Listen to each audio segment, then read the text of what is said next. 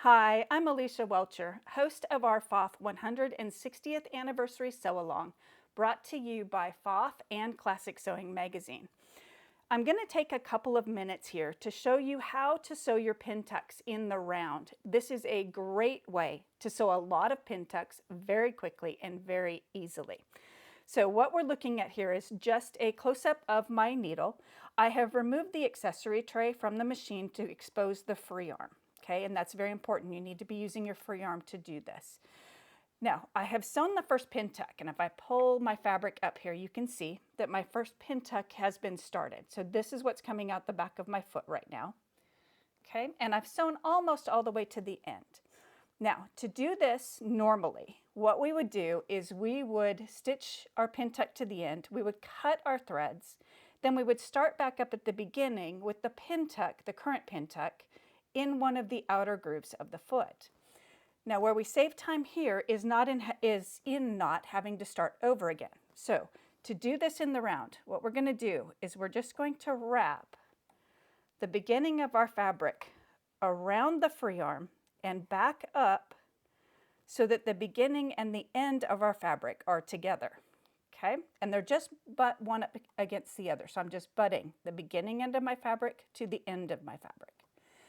I'm also going to take my Pintuck that is currently stitched, and I'm going to aim that Pintuck for the outside groove in the foot in this case, because I want them to be about 1/4 inch apart.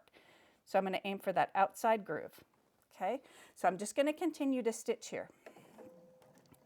And I'm going to try and keep both of these fabrics fairly close together, and you can see that I'm aiming that Pintuck for that outside groove. Okay. Now we just stitch as if we had started over with our fabric being flat. We're just going to keep stitching in the round. Now, because we have created up here, we've created sort of a spiral.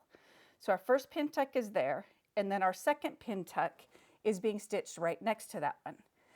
Because we've created that kind of a spiral there, the Pintucks will travel ongoing into this outside groove.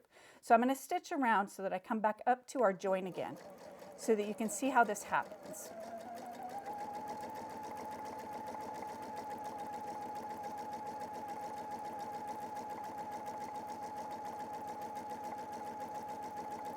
Okay, so now you can see the first time I did this, the first time I went around, I aimed the beginning of the first Pintuck into that outer groove. Now, because I made this kind of a bridge here across both pieces with that second Pintuck, now when I get up here, my second Pintuck is going to stay in that groove.